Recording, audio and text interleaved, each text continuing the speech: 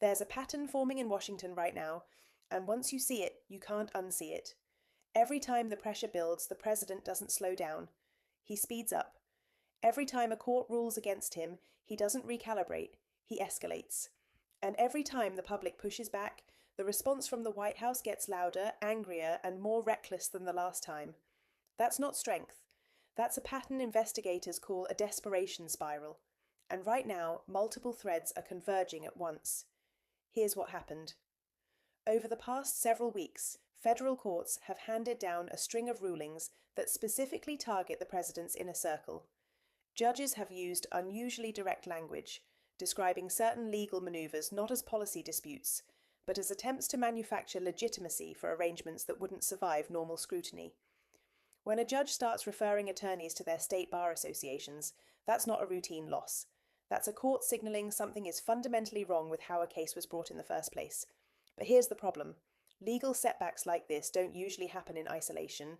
They tend to surface when an administration is moving fast, cutting corners, and betting that the courts will be too slow to catch up before the political outcome is already locked in. That bet isn't paying off. Quick context, because this didn't start last month. For years, the traditional guardrails around executive power in the US relied on institutional norms as much as written law.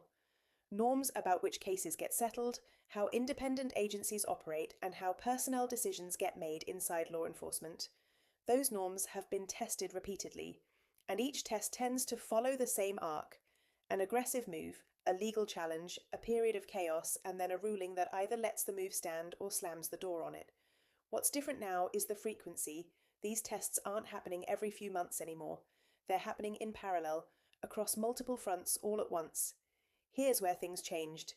Independent oversight bodies, the kind of unglamorous federal commissions that verify voting machines, certify election security standards, and support state election officials, have seen their leadership abruptly removed, not through a public debate about their function, but through swift personnel action that leaves the agencies effectively hollowed out right as a new election cycle approaches. Removing an independent commissioner isn't just a staffing change, legal term.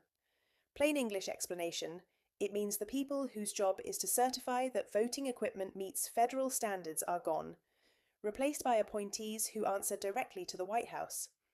Why it matters? State election officials rely on that certification process to know their equipment is secure. Pull the independent layer out, and every state is left making security calls with less federal backup than before. That's not a small bureaucratic shuffle.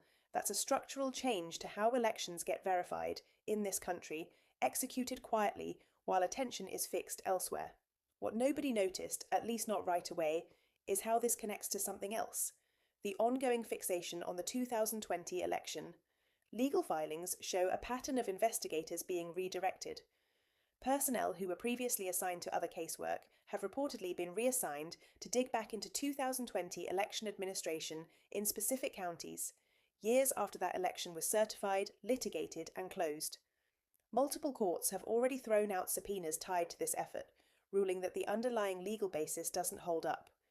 According to court filings in at least one of these cases, judges have found that the requests weren't seeking new evidence of fraud, because none has been substantiated through the normal legal process, but were instead functioning as a pressure campaign against local officials who administered a lawful election.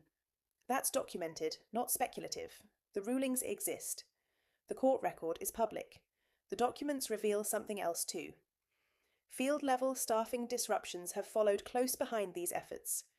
Personnel who raised internal objections to redirecting resources toward years-old, court-rejected claims have found themselves removed from their posts. That's a signal. When career officials get pushed out for resisting a directive, it usually means the directive itself couldn't survive being challenged through normal channels. This changes everything about how you should read an upcoming primetime address focused once again on 2020. It's not a strategic communications choice, it's a symptom. Here's the escalation. At the same time, all of this is unfolding in the legal system.